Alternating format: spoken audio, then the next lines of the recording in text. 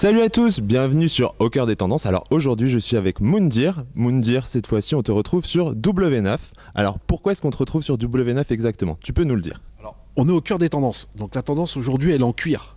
Donc voilà, Jeff est venu avec le manteau de Rock Voisine. C'est le même, voilà, celui que Hélène lui avait acheté. Mais oui, voilà, exactement. Tu es venu avec une laine d'Ipala que tu ramènes de... Non, ça c'est de l'alpaca, mon pote. Ah, voilà, oula. et pas de la Thaïlande. Ah, D'Inde. oula, Ça s'appelle H&M. t'as fait un petit peu tout. Allez, on y va. Allez, top. Alors Moundir, du coup, là on te retrouve sur W9. Ouais.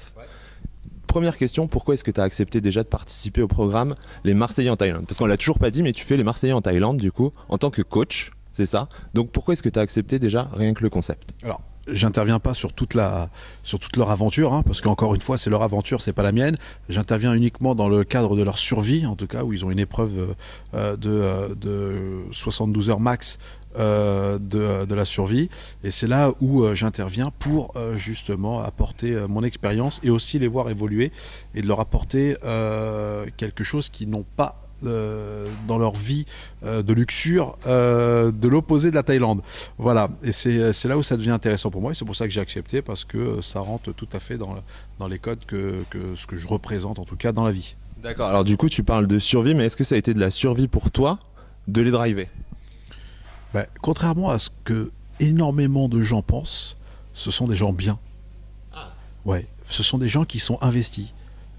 C'est fou quand même à chaque fois de critiquer des gens qu'on ne connaît pas ou qu'on n'évolue pas à leur côté. De toute façon, on connaît les gens lorsqu'on les fréquente, t'es d'accord avec moi? Bon, ce sont des gens top. Franchement, moi j'ai pris un vrai plaisir à être avec eux. Ce sont des gens qui sont à l'écoute. Après, tu as des caractères différents. Tu en as qui sont un peu plus perchés, mais pour le coup... moi, c'est un groupe avec qui je me suis vachement attaché. Vraiment. D'accord. Alors justement, les Marseillais, on sait, ils sont forts en gueule.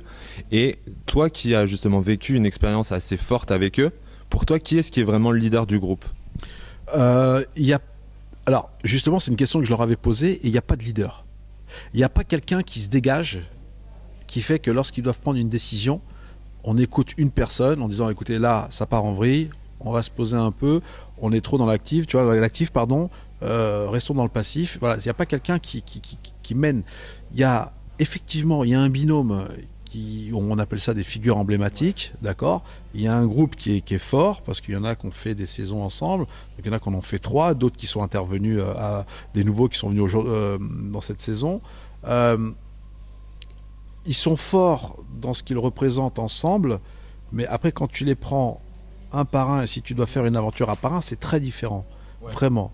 Il n'y en a pas un qui peut s'imposer comme leader. Et puis, à vrai dire, je ne pense pas que ça serait intéressant s'il y avait un leader. Ouais. Je pense que leur force, elle est parce que, d'abord, ils sont Marseillais, ils sont de la même région, qu'ils ont la même mentalité, qui partagent les mêmes valeurs. Et je pense que c'est ce qui fait aussi le succès de l'émission. Mais justement, tu parles quand même d'un binôme. Alors, qui est ce binôme exactement? Binôme, il y a Antonin Paga, avec aussi Julien. Ensuite, chez les filles, forcément, tu as Kim, il y a Kim, Jessica, Stéphanie. Et une qui pour moi a été une belle révélation, c'est Aurélie. Aurélie? Ouais. C'est un peu la révélation de toute façon de la saison, là, apparemment, dans les nouvelles. Donc justement, chez les nouvelles, c'est elle qui t'aura le plus marqué?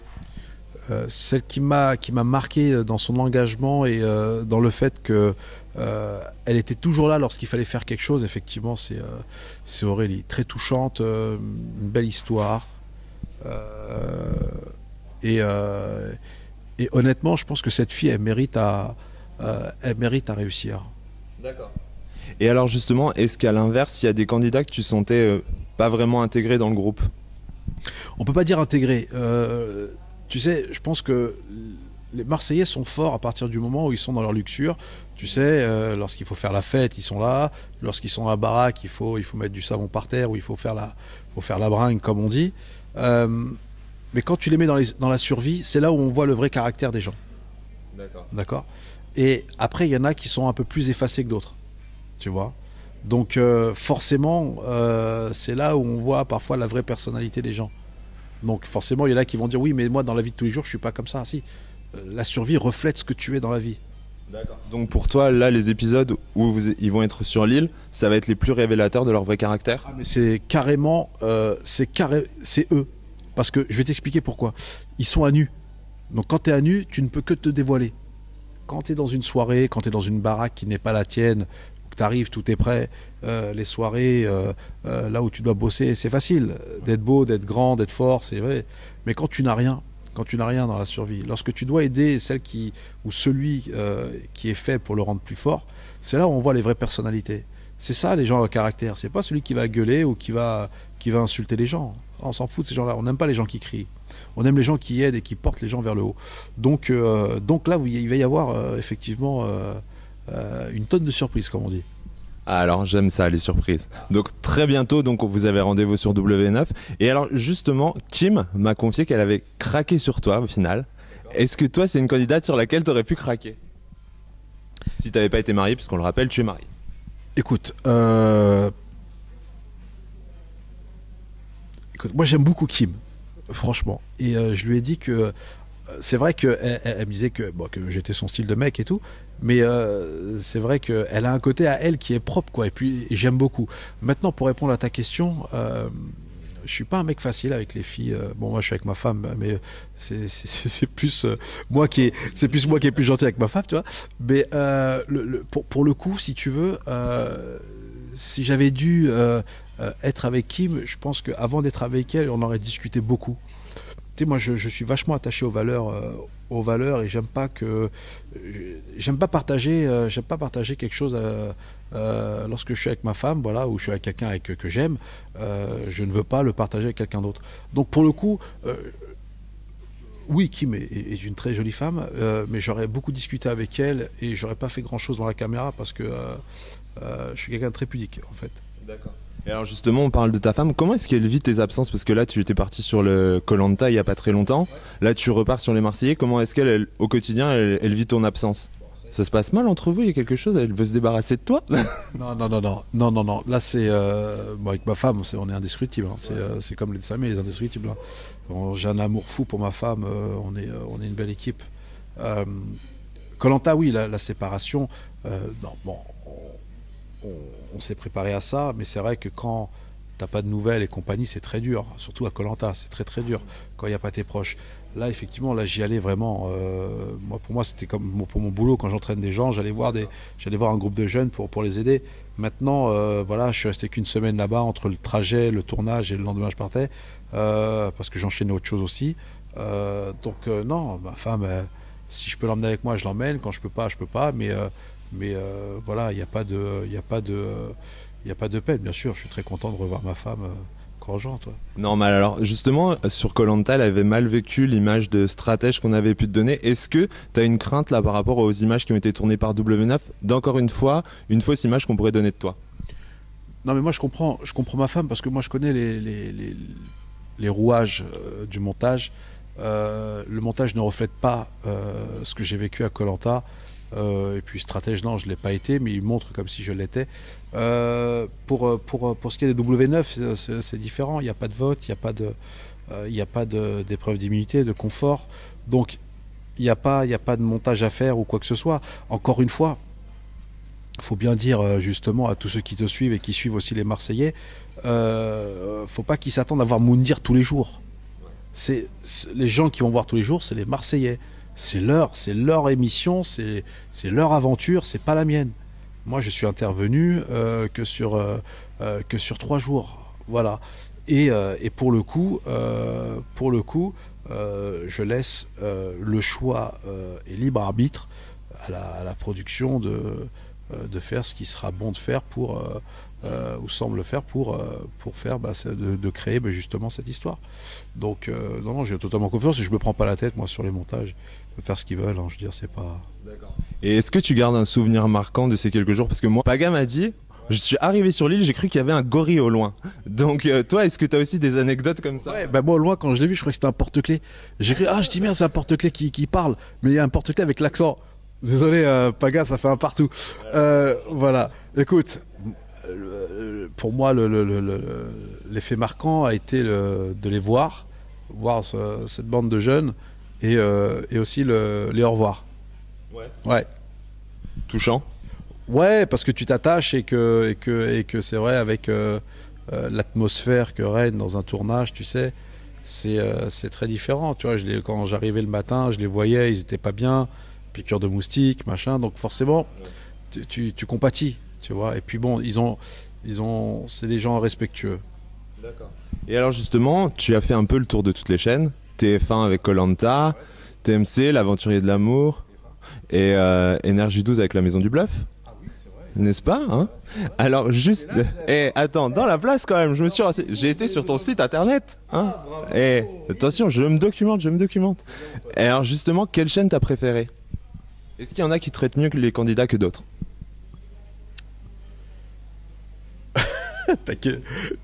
Question de fond et de forme. Maintenant, à savoir de trouver la forme. Alors, traiter les candidats, alors c'est un peu traiter, tu vois. Alors, t'as des émissions à petit budget, t'as les émissions à gros budget.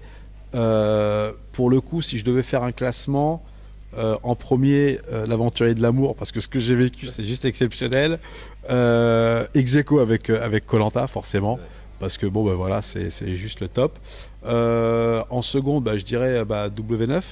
Tu vois, parce que j'ai voyagé dans des conditions, grâce à Benijé, exceptionnelles. Ils m'ont mis dans des conditions juste énormes. Et en dernier, La Maison du Bluff. D'accord. Ouais. Juste, parfois tu comprends pas, quoi, mais bon. Et alors justement, sur Énergie 12, il y a beaucoup de gens qui s'étonnent de t'avoir jamais vu dans Les Anges. Donc est-ce que tu peux nous expliquer pourquoi? Pourquoi ils m'ont jamais vu dans Les Anges? Je vais encore me faire des copains. Écoute, pour la simple et bonne raison, c'est qu'il n'y a aucun intérêt pour moi, à 41 ans, d'aller faire Les Anges. Parce que réussir dans la vie, c'est tout sauf ce qu'on voit. Ouais, voilà. Maintenant, ce programme est vendu un peu partout dans le monde.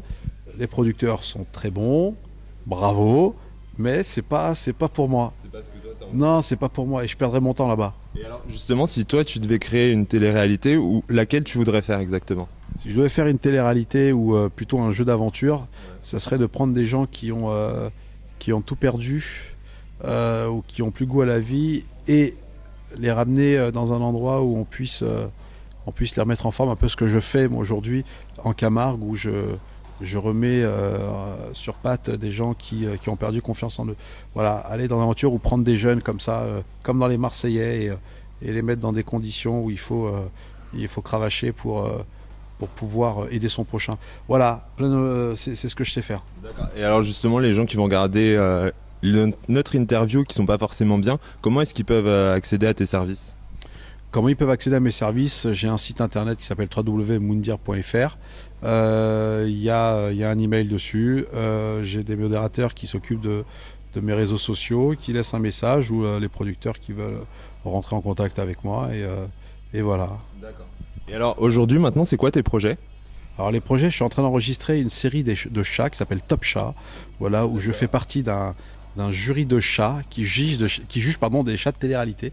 Donc voilà, qui est fait par la société Hack&Fly, qui est la boîte qui a fait le dessin animé de Tony Parker sur la M6. D'accord. Voilà, et voilà, donc le premier épisode va sortir incessamment, là d'ici au courant mars, et voilà, vous verrez Moundir en chat avec un espèce de bandana sur la tête pour changer. Ça rigole pas là. Et dernière question, ou peut-être indiscrétion même. Alors, moi j'ai été quand même sur ton site internet justement, moundir.fr, et j'ai découvert sur ta boutique toute une série donc de produits, et tu es représenté sous la forme d'un personnage de dessin animé, de BD. Alors est-ce que c'est un futur projet justement, la bande dessinée?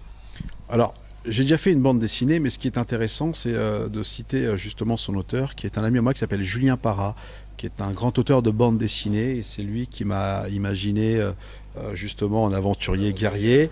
Et c'est vrai que s'il y a une émission d'édition qui voudrait signer, parce qu'on a ce projet-là de faire cette bande dessinée, mais on aimerait justement être dans des conditions propres pour pouvoir vraiment faire une bande dessinée à la Lost un petit peu. Ouais, on a déjà le scénario et tout. Julien Parra est un grand scénariste. Ouais, c'est Julien Parra qui est la tête pensante de tout ça, et qui est d'ailleurs merci mon ami pour ce que tu fais. Donc voilà, c'est lui qui fait ça, et puis voilà, avec l'effet Koh-Lanta, forcément, il y a eu des produits dérivés que j'ai pu, avec les mugs, que j'ai pu vendre. Et tout. Et il a vraiment beaucoup de talent parce que quand on le voit, il te ressemble vraiment. Il a pris toutes tes caractéristiques, quoi. C'est exactement ça. Il y a un mélange de Rambo et de Ken le survivant. Donc c'est top. On est un peu dans la caricature. C'est top. Bon, alors vous avez compris avec Moundir, là, ça a pas mal balancé en interview. Donc ça va continuer sur W9 pour les Marseillais en Thaïlande, tous les soirs. Donc Moundir, pour toi, pourquoi est-ce qu'il faut regarder les Marseillais en Thaïlande? Il faut regarder les Marseillais en Thaïlande. Pourquoi? Parce que d'abord, c'est mes potos, c'est mes fratés, c'est mes fratos, c'est mes mentos. Et en plus de cela, c'est que c'est des gens cool. Alors surtout, ne ratez pas, et je vous le dis, ne ratez pas lorsqu'ils vont débarquer sur l'île. Je vous fais confiance, vous êtes tellement nombreux à les suivre. Continuez comme ça, soutenez-les. Ceux qui n'aiment pas, venez quand même. Et ceux qui aiment bien, restez. Voilà, on vous aime bien et vive la France. Bon c'est gagné. Bon alors moi je vous dis à bientôt sur Au Cœur des Tendances pour de nouvelles interviews et surtout toute l'actu de Moundir. Et au cœur des tendances, il n'y a pas que des cœurs, il y a aussi des tendances. Salut Jeff, merci à toi.